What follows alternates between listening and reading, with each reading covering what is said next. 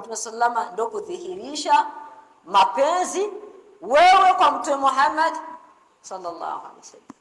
Utakapomwona Muislamu hashikamani na sunna na mwenendo wa Mtume sallallahu alaihi wasallam, huyo hana nini?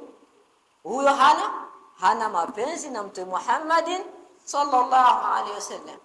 Mpaka Mtume Muhammad sallallahu alaihi wasallam akasema katika maneno yake, katika mafunzo yake akasema, man ahabba sunnati faqad ahabbani, man ahabba sunnati faqad ahabbani, mwenye kupenda sunna zangu huyo amenipenda mimi Mtume Muhammad sallallahu alaihi wasallam.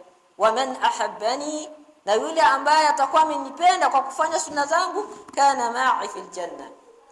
Mtume sallallahu alaihi wasallam kwamba tutakuwa wote katika pepo ya Allah subhanahu wa ta'ala. Yani wewe mwenye kumpenda Mtume sallallahu alaihi wasallam kwa kufanya sunna zake, mtakuwa wote katika pepo ya nani? Ya Allah subhanahu wa ta'ala. Ni furaha iliyoje kujikuta uko pamoja na Mtume sallallahu alaihi wasallam katika pepo ya Allah subhanahu wa ta'ala. Wakati kuna wale ambao walikuwa wanahitaji kumuona Mtume sallallahu alaihi wasallam duniani hakupata kumuona, lakini kutokana na kufata sunna za Mtume sallallahu alaihi wasallam, mafunzo yake imekufanya wewe Allah subhanahu wa ta'ala kukukutanisha na nani? Na Mtume Muhammad sallallahu alaihi wasallam katika janna. Akbar. Paka Mtume sallallahu alaihi wasallam akasema tena katika mafunzo yake, kullu ummati yadkhuluna aljanna, hakika umma wangu wote utaingia wapi? Utaingia peponi. Tayari Mtume sallallahu alaihi wasallam ameshatoa ofa, Sheikh, illa man aba. Mtume sallallahu alaihi wasallam akasema isipokuwa kwa yule atakayekataa. Baadhi ya masahaba kamuuliza, qila ya Rasulullah wa man ya'ba ya Rasulullah, miongoni mwa masahaba wakasikia isipokuwa atakayekataa. Wakajiuliza, kuna yule ambaye ataweza kukataa kuingia janna ya Rasulullah? Mtume sallallahu alaihi wasallam akasema naam, kuna wale ambao wanapenda kuingia janna na kuna wale ambao hawapendi kuingia nini? Katika pepo ya Allah subhanahu wa ta'ala. Mtume sallallahu alaihi wasallam akaweka wazi ni wanani ambao watakuwa wenye kupenda kuingia katika pepo ya Allah subhanahu wa ta'ala, na wanani ambao watakuwa wamekataa kuingia katika pepo ya Allah subhanahu wa ta'ala. Mtume sallallahu alaihi wasallam akasema, man ata'ani dakhala aljanna, atakayenitii mimi Mtume sallallahu alaihi wasallam, huyo atakuwa ameingia janna, huyo ndo atakuwa amekubali kuingia katika pepo ya Allah subhanahu wa ta'ala.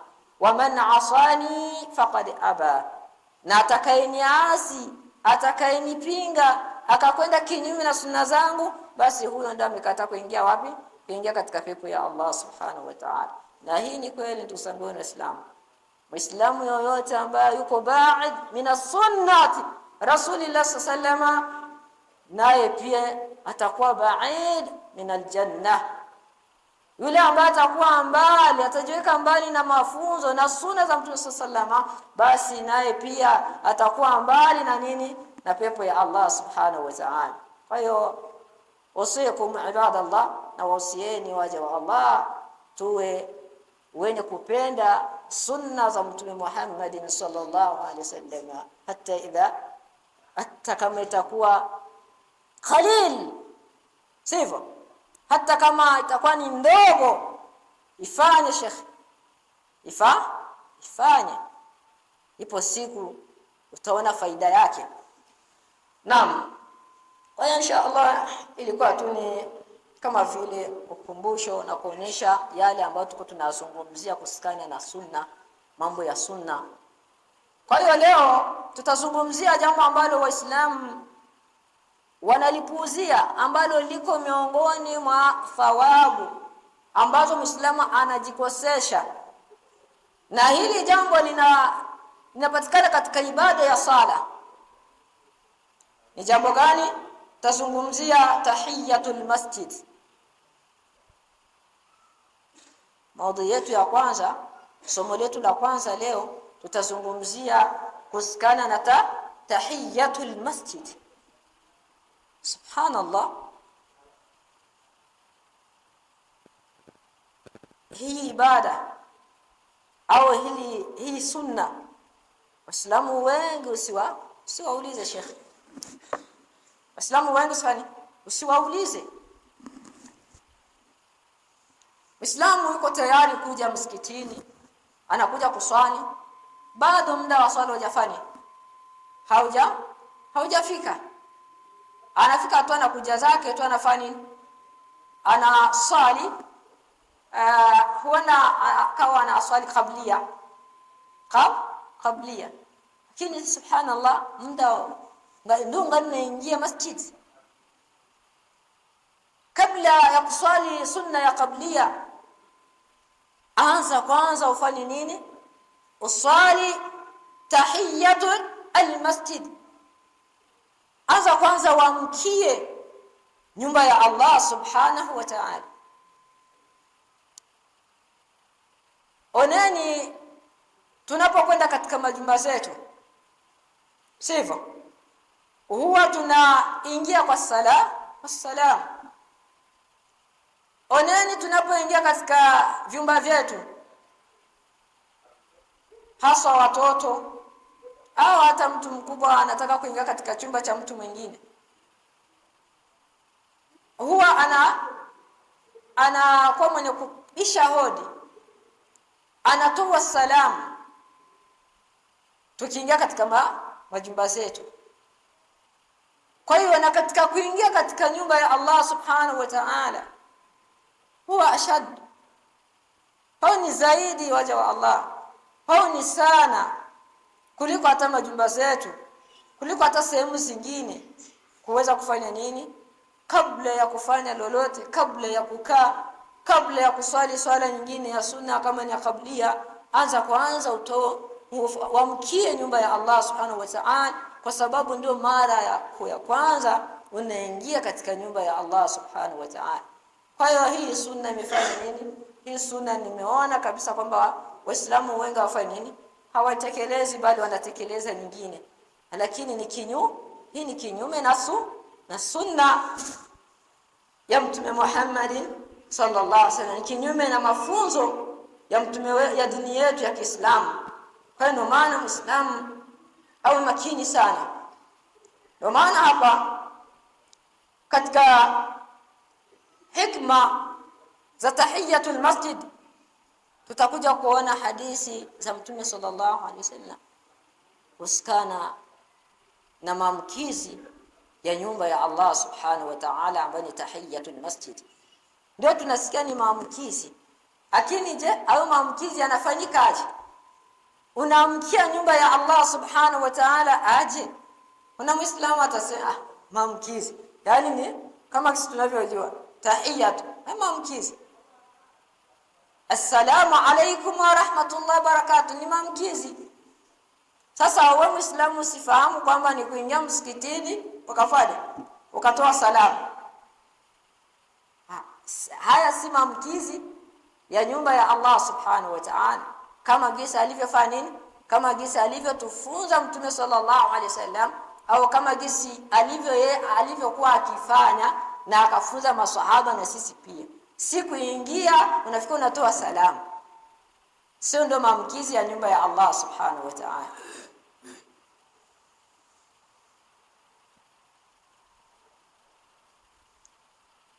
Tufahamu ya kwamba jambo la tahiyatul masjid, maamkizi ya nyumba ya Allah subhanahu wa ta'ala, atufahamisha Sheikh Ibn Baz rahimahullah ya kwamba huwa sunnatun liman dakhala almasjid, ni sunna kwa yule mwenye kuingia katika nyumba ya nani? Nyumba ya Allah subhanahu wa ta'ala. Iwe anakuja kuswali awe haji kuswali, ukishaingia tu katika nyumba ya nani? Ya Allah subhanahu wa ta'ala, iwe ni kuja kuchukua mushaf ukataka kusoma, iwe ni kuja kuchukua kitu mathalan umesahau, au unataka umehitaji kuchukua kitu fulani msikitini, ukawa umeingia mara ya kwanza katika nyumba ya nani?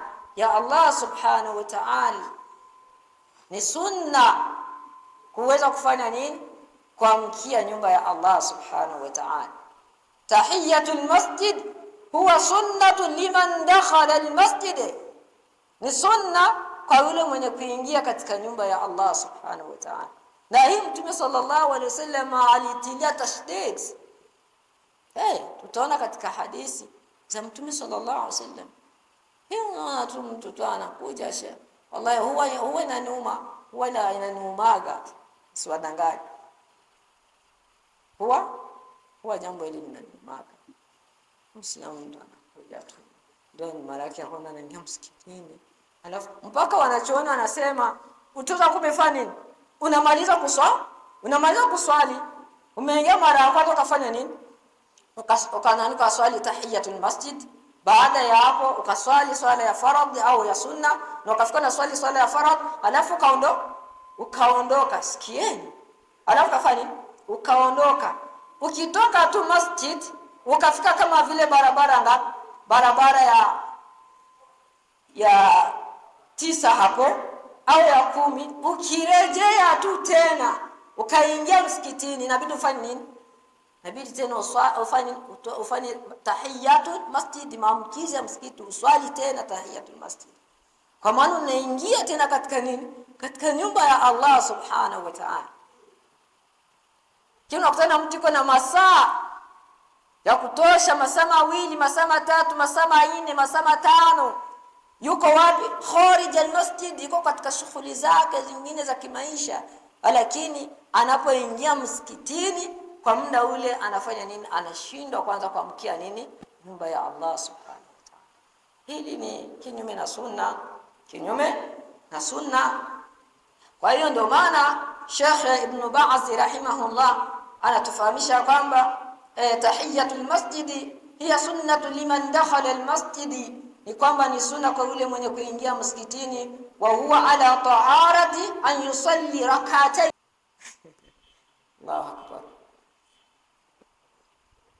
Sheikh rahimahullah anasema kwamba ni sunna kwa yule mwenye kuingia msikitini akiwa na nini? Wa huwa ala taharat, akiwa kwenye nini? Akiwa kwenye tahara, akiwa msafi, yani akiwa na udhu. Kwa maana ni ibada ambayo inakufanya itakubidi uswali, si kwa kutoa salamu. Isi ndio maamkizi ya msikiti. Kuna maamkizi baina almuslimin, kuna maamkizi baina ya waislamu, ndio assalamu alaykum wa rahmatullahi wa barakatuh. Lakini tahiyatu almasjid, maamkizi ya msikitini, huwa an tusalli rak'atayn qabla, ni kuswali rakaa 2 kabla hujafanya nini? Kabla hujakaa au kabla hujafanya jambo lolote lile. Wa huwa ala tahara, na mtu yake akiwa kwenye tahara, akiwa ana udhu.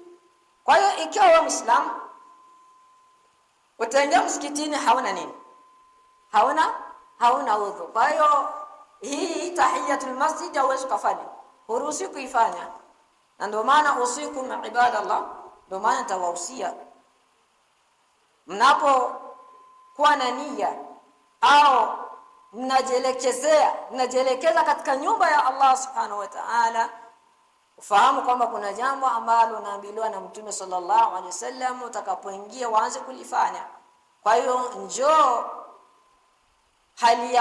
njoo msikitini hali ya kuwa uko tahara, umechukua udhu, ili ukifika uweze kufanya nini? Na walisa na kuingia msikitini katika nyumba ya Allah subhanahu wa ta'ala kinyume na udhu. Sheikh, hii ni kinyume na adabu za kuingia katika nyumba ya Allah subhanahu wa ta'ala. Inabidi Muislamu akiingia katika nyumba ya Allah subhanahu wa ta'ala aingie kwa nini? Kwa tahara, aingie kwa na udhu. Kini utakutana mtu tena kuja tu haya ni naingia anaanania mazungumza na mtu. Sheikh anakuja hata kumuona mtu, nikute msikitini, nikute niko msikitini, ndio nikupatie amana yako, au ndio tuzungumzie msikitini. Waka watu Sheikh mazungumzo yao ya haki dunia wanafanya nini? Wanaitana kuzungumzia wapi? Kuzungumzia wapi? Kuzungumzia msikitini. Hii kinyume.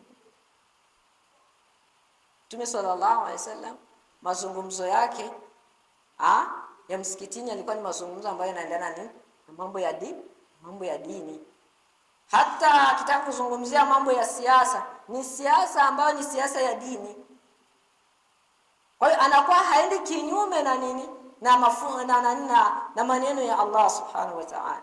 Hini watu wa biashara yao wanakuja na madili yao, wanaitana, wanakaa msikitini, mpaka anamaliza. Alafu mtu anakuja kumwona mwenzie msikitini, anakuja tu ni kukaa na kwanza kuzungumza, kama ni mzigo wake atapewa. Yani hajali jambo la kufanya nini, la kusalimia nini, la kuamkia nyumba ya Allah subhanahu wa ta'ala. Ndio maana nimewaambia kwamba utakapokuwa na nania kuja katika nyumba ya Allah subhanahu wa ta'ala, njoo bitahara, njoo ukiwa na usafi, yani usafi wa udhu, usafi wa Islam.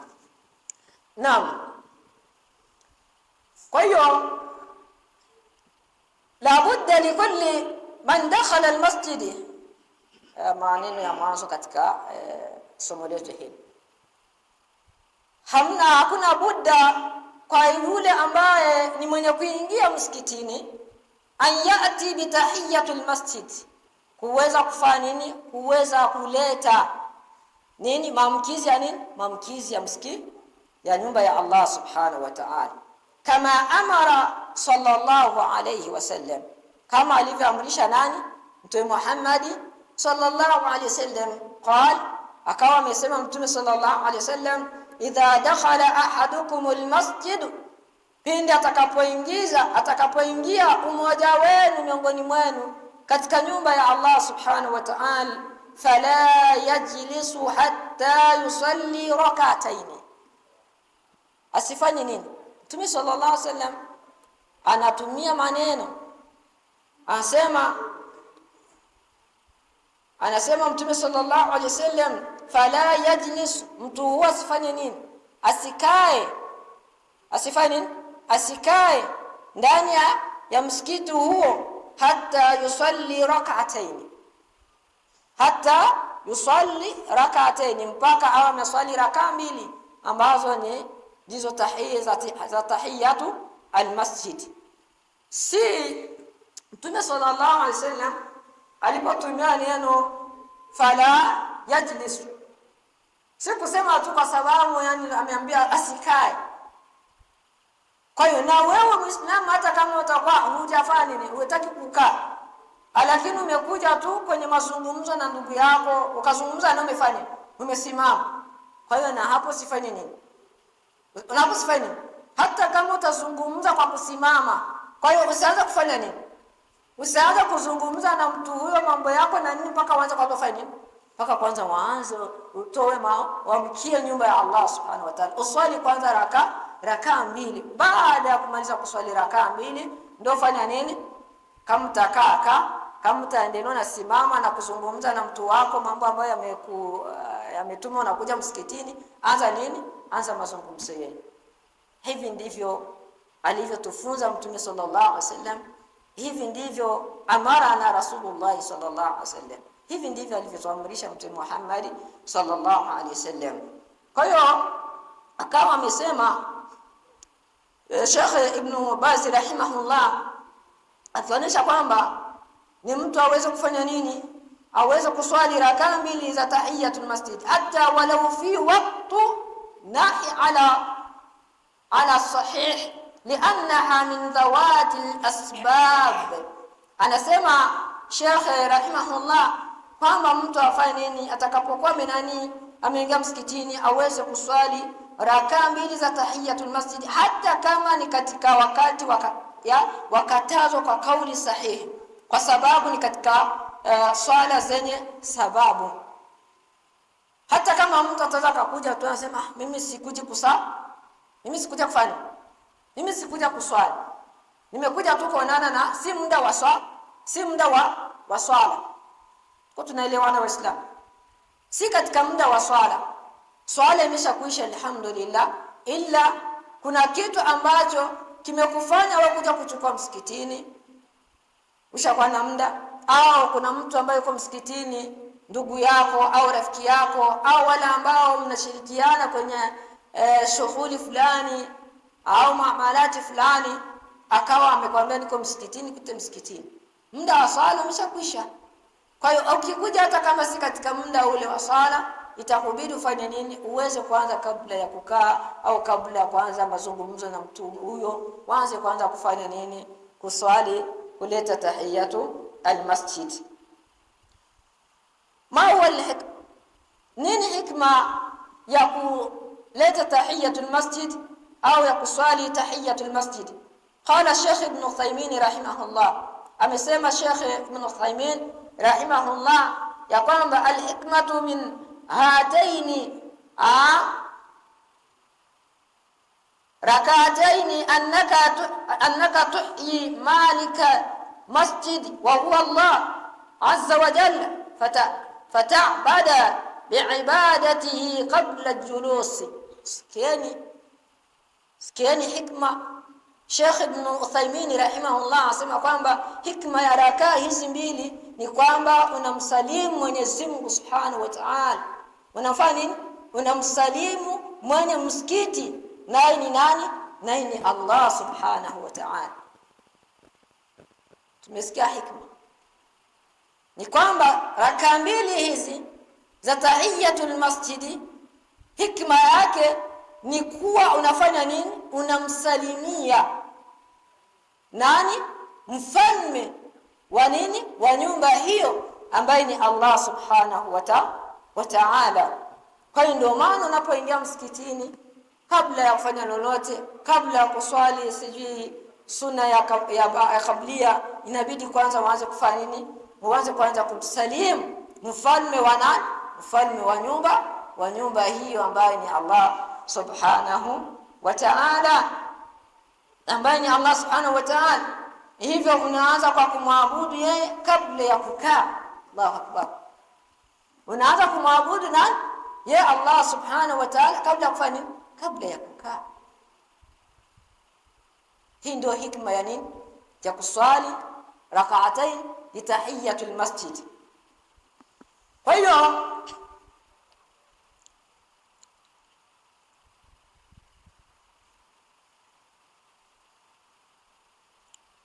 hadithi nyingine katika kuzungumzia kwenye kitabu chetu hiki, anayafahamisha Mtume sallallahu alaihi wasallam wa an Jabir radhiyallahu anhu qala, hadithi kutoka Jabir Allah mridhie, alisema qala ataita an-nabiy sallallahu alaihi wasallam wa huwa bil masjid faqala, ataita yani amemtokea Mtume Muhammad sallallahu alaihi wasallam, naye mtume akiwa wapi? Akiwa msikitini. Faqala, yule jamaa alipomtokea Mtume sallallahu alaihi wasallam na mtume akiwa wapi? Msikitini, akamwambia yule jamaa sallu rak'atayn. Maana yake alimuona yule jamaa amekuja tu akafanya nini? Huenda akawa vile mwenye anataka kufanya nini? Kukaa au kwanza kutaka kumzungumzisha. Lakini kabla ya yote hayo, kwa sababu Mtume sallallahu alaihi wasallam ameona ameingia, akawa ameonyesha huenda ishara ya kutaka kukaa au kutaka kumzungumzisha, akaanza kumwambia kwanza afanye nini? Aswali rakaa mbili. Aswali rakaa mbili. Wa anna tusalli hatta fi awqati nahi li'annaha min dhawati al-asbab. Wa idha dakhala al-mu'adhdhin yu'adhdhin faman afdalu. Kwa hiyo Mtume sallallahu alaihi wasallam akaonyesha hata kama ni katika muda ambao si muda wa nini? Wa ibada, muda wa swala.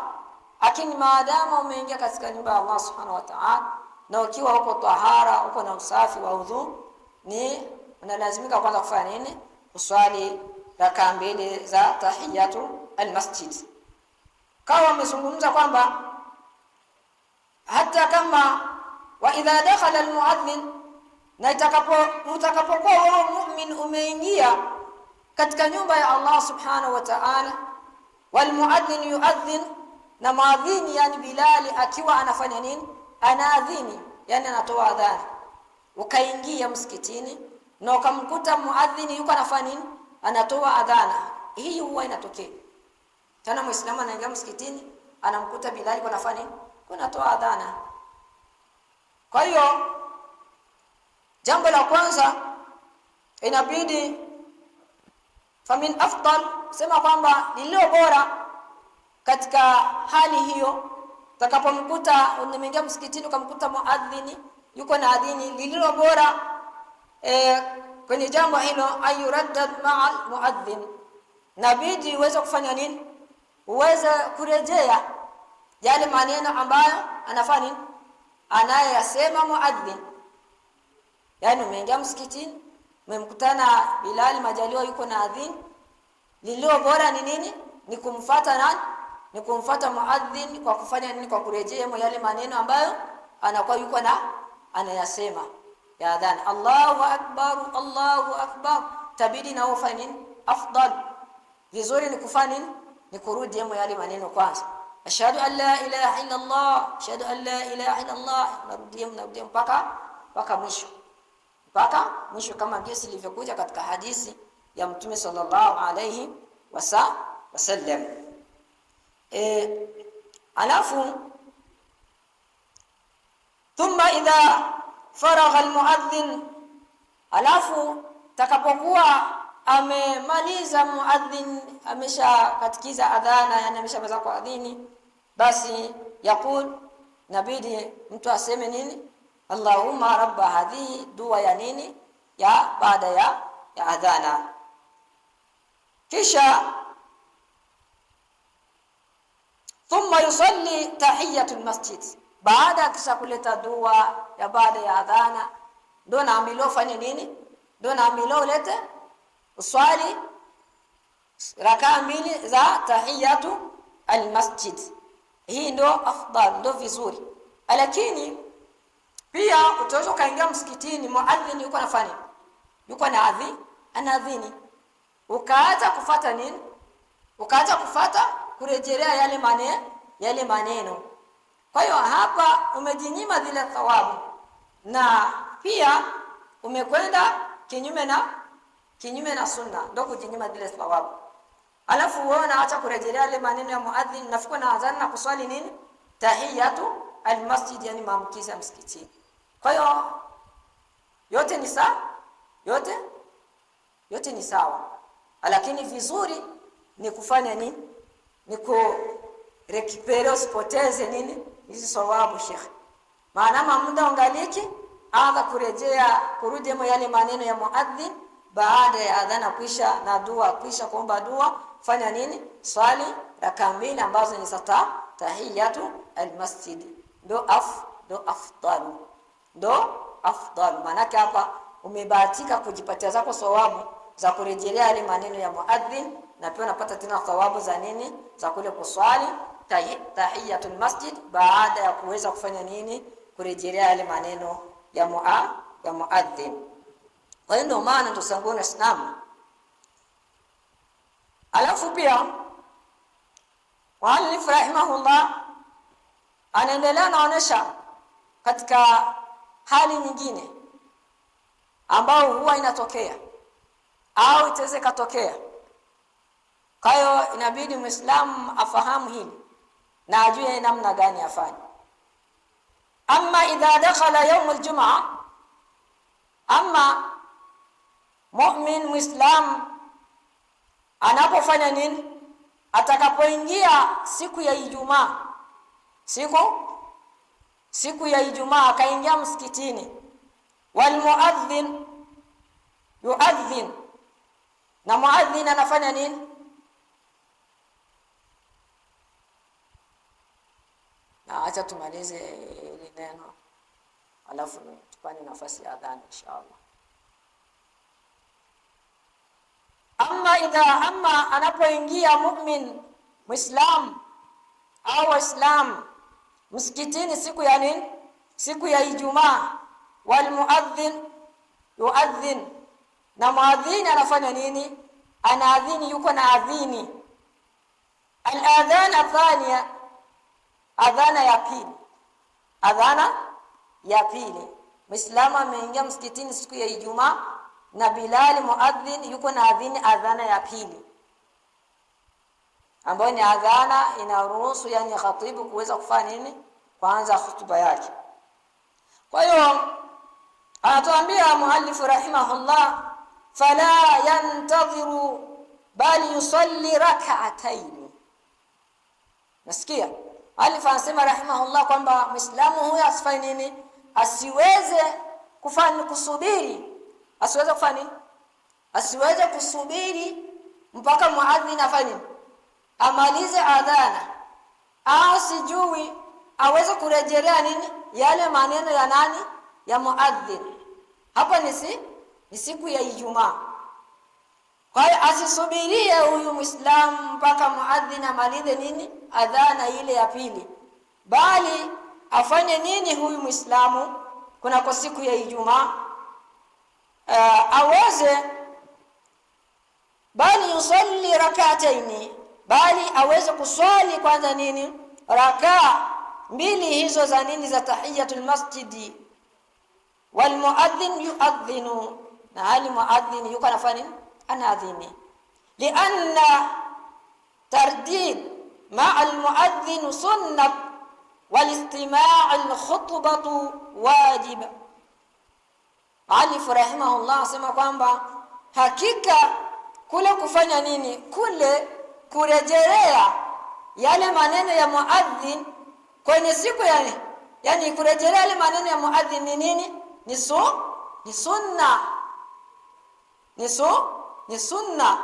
Lakini kule kufanya nini, kule kumsikiliza au kusikiliza khutba ya khatibu ni nini, ni wajib. Ndio maana inabidi Muislamu afanye nini, akiingia tu msikitini na muadhin yuko na adhana ya pili, asimfuate, asimsubirie muadhin amalize au sijue arudilie yale maneno, bali afanye nini, afike yana anaswali rakaa mbili, hata kama muadhin yuko anafanya nini, yuko na adhini, kwa sababu kurejelea maneno haya ya muadhin ni nini, ni sunna.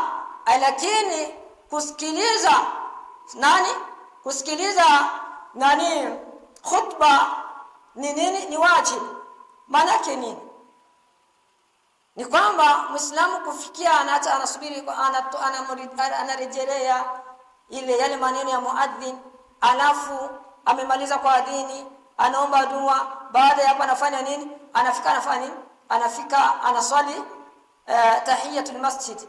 Hapa anakuwa amefanya nini, khutba inakuwa iko na zungumzo, lakini yeye anafanya. Kwa hiyo inabidi aanze kuswali tahiyatul masjid, alafu baada ya hapo afanye nini, akae ili afate khutba, kwa maana kusikiliza khutba ni wajibu kwa Muislamu kwenye muda huo.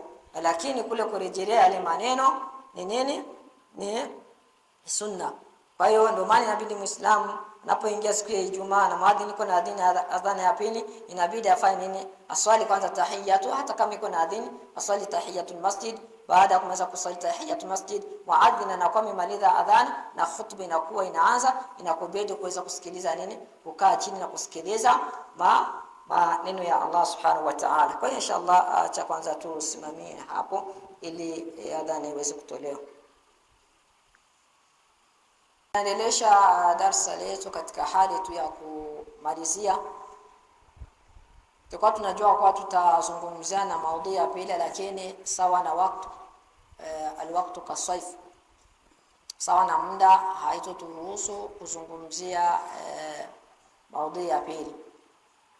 Lakini inshallah Allah kutuwezesha wiki ijayo tutazungumzia somo hilo inshallah ambalo ni kufuatia. Lakini acha tumalizie kusikana na sunna hii ya tahiyatu almasjid, ambayo ni sunna yenye mkazo. Allah subhanahu wa ta'ala amezungumza katika maneno yake sawa na jinsi wanachooni wa tafsiri ya Qur'ani walivyofasiri aya hiyo. Allah subhanahu wa ta'ala asema katika maneno yake katika surati At-Tauba aya 18 anaposema baada a'udhu billahi minash shaitanir rajim innama ya'mur masajid Allah man amana billah wal yawmil akhir wa aqamus salah. Allah subhanahu wa ta'ala asema hakika anayejenga na kuimarisha misikiti ya nani? Ya Allah subhanahu wa ta'ala. Ni nani? Man amana billah, ni yule aliyemwamini Allah subhanahu wa ta'ala, wal yawmil akhir, na kaamini siku ya mwisho, wa aqamus salah, na akafanya nini? Na akasimamisha swala. Almufassiruna wanachooni wamejaribu kufasiri aya hii wakionyesha kwamba maana ya kuimarisha misikiti ya Allah subhanahu wa ta'ala ni pamoja na kuingia nini? Ni pamoja kuingia kwa adabu. Ni moja ya kuingia kwa adabu. Kwanza miongoni mwa adabu za kuingia katika nyumba ya Allah subhanahu wa ta'ala, inabidi Muislamu aingie kwanza akiwa na nini? Akiwa na tahara, akiwa na usafi wa udhu. Akiwa na tahara, usafi wa udhu. Asiingie tu katika nyumba ya Allah subhanahu wa ta'ala yani hana udhu. Hii ni kwenda kinyume na nini? Na mafunzo ya dini yetu, alafu pia ni kwenda kinyume na adabu za kuingia katika nyumba ya Allah subhanahu wa ta'ala. Kama jinsi nyumba zetu, mtu anapokuwa ametoka wapi? Ametoka huko kazini, ana majasho au amechafuka, anaokopa kufanya kuingia ndani ya nyumba yake, kuingia ndani mwake akiwa anafanana hivi.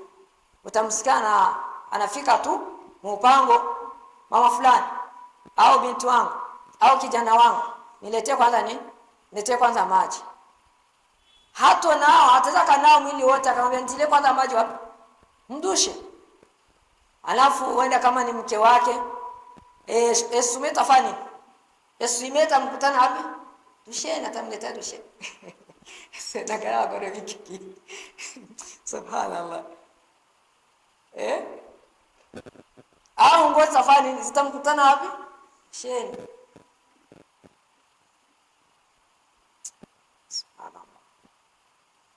So wanawake wa kileo Islam, so wanawake wa kileo wa zamani, wale wa mazetu ambao wamekuzana nini, wakazana wengine, ndio walikuwa hivyo. Wa kileo ni hatari, mtihani. Utasijiletea mwenyewe, utaingia ndani na uchafu wako. Tena wewe wahofia kufanya, wahofia kuingia mle gisi ulivyo, lakini utaingia tu. Asiingie. Hasa usingejichukulie. Ndio anaingia, kuna na hakuna anaingia achukue sume, kama atavalia mne atoke na ameiva, ndio anafanya nini? Lakini tunahofia, unaokopa kuingia na uchafu na vumbi na kisumba ya Allah subhanahu wa ta'ala, ambao utataka kuja uingie ndani ya nyumba ya Allah subhanahu wa ta'ala, uko mchafu, hauna tahara, hauna usafi wa udhu,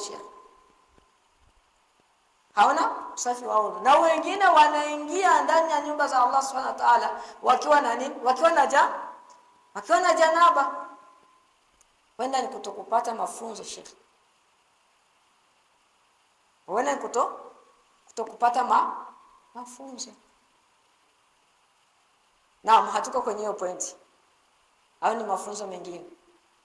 Lakini jinsi wewe Muislamu unavyohofia kuingia na uchafu ndani mwako, basi hofia zaidi sana kuingia ndani ya nyumba ya Allah subhanahu wa ta'ala ukiwa hauna nini? Hauna udhu shekhi. Ni miongoni mwa adabu za kuingia katika nyumba ya nani? Ya Allah subhanahu wa ta'ala. Ndio maana wanachooni wanafasiri hiyo aya wakisema kwamba ni kuimarisha misikiti ya Allah ni pamoja na kuingia kwa adabu. Na pia sio hilo tu, nayo ni kule kuingia kwa adabu, ni kule kuswali tahiyatul masjid. Hii ni adabu miongoni mwa adabu za kuingia ndani ya nyumba ya Allah subhanahu wa ta'ala. Kwa hiyo ndio maana tujitahidi tunapokuwa tunaingia katika nyumba ya Allah subhanahu wa ta'ala, tunajitahidi kutekeleza hii sunna kabla kuswali kablia, anza usali tahiyatul masjid. Ikiwa muda utakuwa ngali na kuruhusu, na kama utafika ndio hivyo, ndio anafika wanafanya wanakim swala sawa, lakini ingia kwa nia kwanza kufanya nini? Ya kuweza kuswali tahiyatu almasjid. Alafu baada hapo, kama muda ungaliki wa kuswali swala ya sunna ya kablia, ndio ulete nini? Usimame tena swala ya sunna ya kablia. Alafu baada ya hapo muadhin yaqim swala, usimame uswali nini? Swala ya fardh. Kwa hiyo Mtume sallallahu alaihi wasallam katika kumalizia ili tuswali salatul isha, anasema Mtume sallallahu alaihi wasallam kusikana na sunna za tahiyatul masjid ni hadithi an Abi Qatada Sulaiman radiyallahu anhu anna Rasulullah sallallahu alaihi wasallam qala, hakika amesema Mtume Muhammad sallallahu alaihi wasallam, idha dakhala ahadukum almasjid, atakapoingia mmoja wenu katika nyumba ya Allah subhanahu wa ta'ala, fala yajlisu, basi nasifanye nini? Nasikae hatta yusallu rak'atayn, mpaka awe ameswali nini?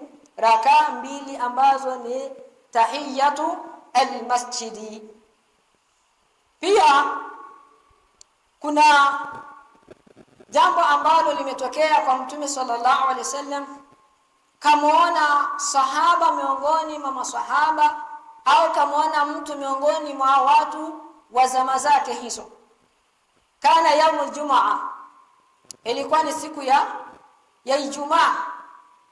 Mtume sallallahu alaihi wasallam yakhutub, Mtume sallallahu alaihi wasallam akiwa anahutubu, basi akamwona Muislamu huyo, kama jinsi hadithi inavyozungumzia, hadithi ambayo imetoka kwa Jabir ibn Abdullah radiyallahu anhu قال جاء سليكة غطفان يوم الجمعة ورسول صلى الله عليه وسلم يخطب.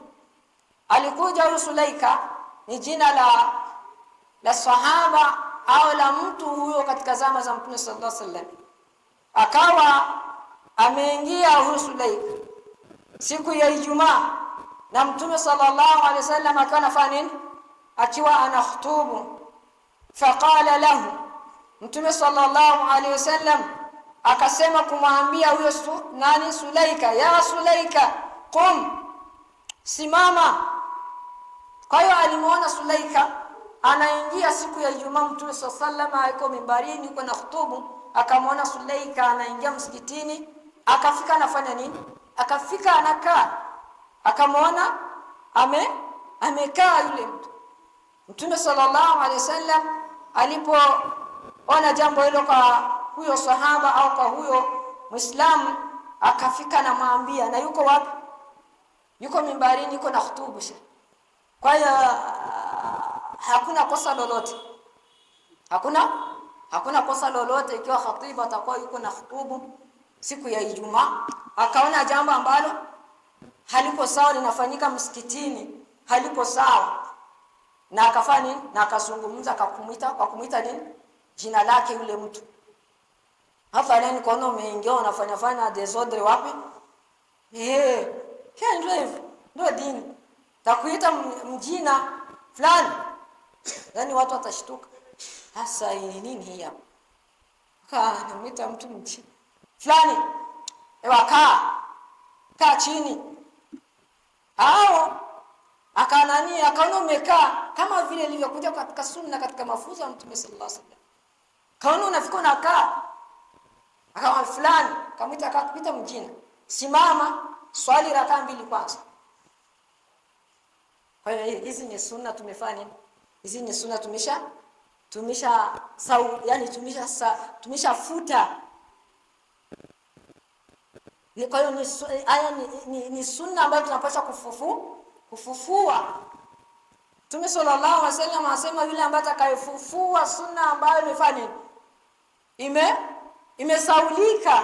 Shekhe mtu yuko na ujira mwingi kwa Allah subhanahu wa ta'ala. Kwa lakini wangapi makhatibu wako na khutubu wanakuja Muislamu anafika na jikalia zake bila kuswali tahiyatul masjid? Au ni makhatibu wangapi ambao wako wana khutubu alafu wanaona waumini au muumini anaingia kwa nenda na pekua watu wanataka kuja place ya mbele. Haya mambo kinyume. Sheikh ambia stop, kaa hapo flat, kaa hapo na kae.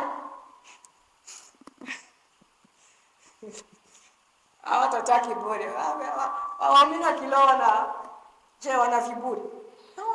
Mbona unamfanyia kiburi shekhe khatibu au imamu ambaye anakuambia jambo ambalo litakufanya wewe unasalimika na nini na ghadhabu za Allah subhanahu wa ta'ala? Unaona tu anaendelea tu. Ashakwambia kaa hapo. Usizidi hapo, kaa hapo. Unaendelea tunapekua watu. Allah subhanahu. Mtume sallallahu alayhi alikuwa akisema kaa hapo fulani. Ameshakaa anambia simama. Unaona? Simama na uswali rakaa mbili. Ni jambo ambalo linatia aibu kwa mtu yule. Lakini anasikia Mtume sallallahu akafanya. Ndio anasema. Lakini leo sisi maimamu zetu anakuambia fanya hivi ama usifanye hivi unafanya. Kwamba fanya hivi nakataa kufanya. Unaweza kweli tutafaulu? Hamna kufaulu shekhi. Ndio maana inshallah sunna kama hizi Allah subhanahu wa ta'ala akiwa ananijalia kuwa na khutubu katika misikiti kama hii ambao ni msikiti mama, inabidi haya mambo yao yanafanya nini? Wanafunzo waumini fahamishwa. Tena unasema jina lake, hamna kosa lolote kwa sababu aliyafanya Mtume sallallahu alaihi wasallam. Kwa hiyo katika kumalizia akawa amefanya nini? Amemwambia Sulaika, ya Sulaika qum, simama, farka rak'atayn. Kisha fanya nini? Faraka rak'atayn, basi uweze kufanya nini? Uweze kuleta rakaa mbili. Watajawazu fihima, ambia na hizo rakaa mbili uzifanye uziswali kwa haraka. Kwa hiyo swala ya sunna inaswaliwa kwa haraka. Kamwambia simama na uswali rakaa mbili, yani tahiyatul masjid, lakini rakaa mbili hizo zifanye kwa nini? Ziswali kwa haraka. Haya ni maneno ya Mtume Muhammad sallallahu alaihi wasallam. Kwa hiyo alimnani tahiyatu almasjid, asimame asali tahiyatul masjid, maamkizi ya nyumba ya Allah subhanahu wa ta'ala. Hadithi ya mwisho an Abi Dharr radiyallahu anhu qala dakhaltu almasjid, ameingia anasema dakhaltu almasjid, nimeingia msikitini, wa Rasul sallallahu alaihi wasallam jalis, na Mtume sallallahu alaihi wasallam akiwa amefanya amekaa. Falamma jalastu, pindi nilipofanya nini? Nilipokaa. Mtume alikuwa ameingia Abadhar msikitini, akamkuta Mtume sallallahu alaihi wasallam afanya nini? Anakaa msikitini. Alafu yeye Abadhar akawa amefanya nini? Akawa amekaa. Falamma jalastu, nilipokuwa nimekaa, qala, akawa amesema Mtume sallallahu alaihi wasallam rak'atayn, je Abadhar umeswali rakaa mbili? Unasikia? Umeswali rakaa mbili. Huenda Mtume sallallahu alaihi wasallam hakumwona kisa ameingia, huenda anaanza kuswalia kule, Mtume hakuona, lakini akamuuliza sasa amekaa na anamwona amekaa, akamuuliza rak'atayn, je umeswali rakaa mbili?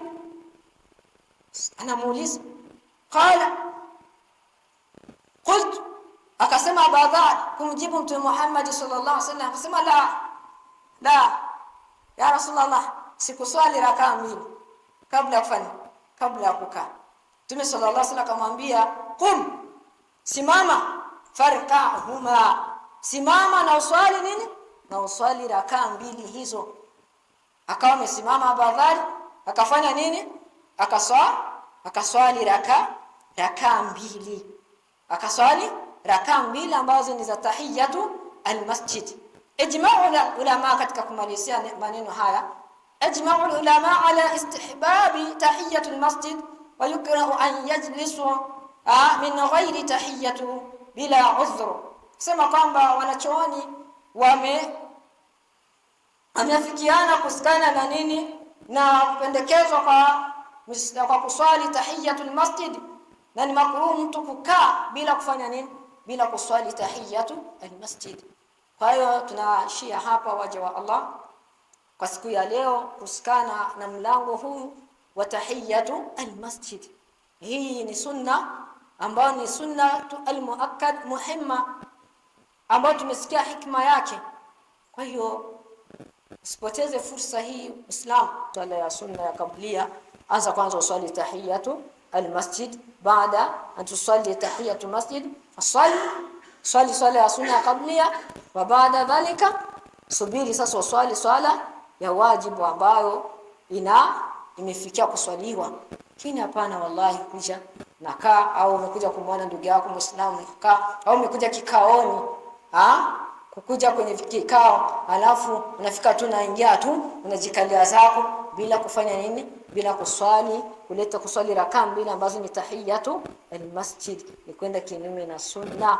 Na tumeshaona mtu ambaye atakwenda kinyume na sunna basi ana matatizo ana matatizo hapa duniani na mbele ya Allah subhanahu wa ta'ala. Kwa hiyo Allah subhanahu wa ta'ala tunamwomba tujalie tu miongoni mwa watu ambao wenye kutekeleza sunna hii ya maamkizi ya nyumba ya Allah subhanahu wa ta'ala, ambayo ni tahiyatul masjid, kwa kusali rakaa mbili baada Allah.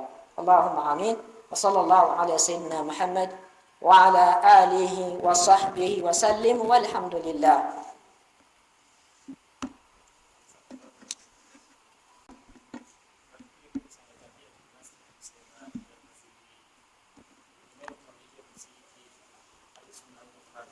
Pandisha sauti akhi.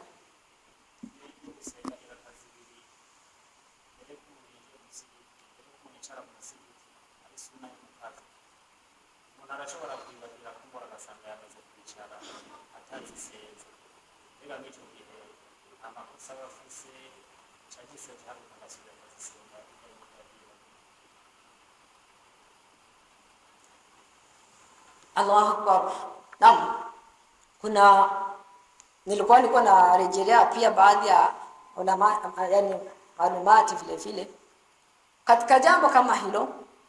Mtu amefanya nini, amesahau, sivyo? Kama kisa anavyouliza imamu wetu, amesahau akaingia msikitini akafikana akaa kwa kusahau, lakini baada ya hapo ameshakuwa amefanya nini, ameswali uende ile swala ya sunna kablia, alafu akakumbuka la sikuswali nini tahiyatu almasjid. Kwa hiyo ina nani kwake kufanya nini, kusimama na akafanya nini, akaleta nini, akaswali ile tahiyatu masjid kwa nia kwamba anaswali tahiyatu almasjid ambayo alikuwa amefanya nini, amesahau kufanya nini, kuiswali. Kwa hiyo na huyu anapata nini, anapata ujira kwa Allah subhanahu wa ta'ala. Na ama yule ambaye atakuwa ndio hivyo akukumbuka na nini, la basa, hamna tatizo lolote. Wallahu a'lam wa ahkam.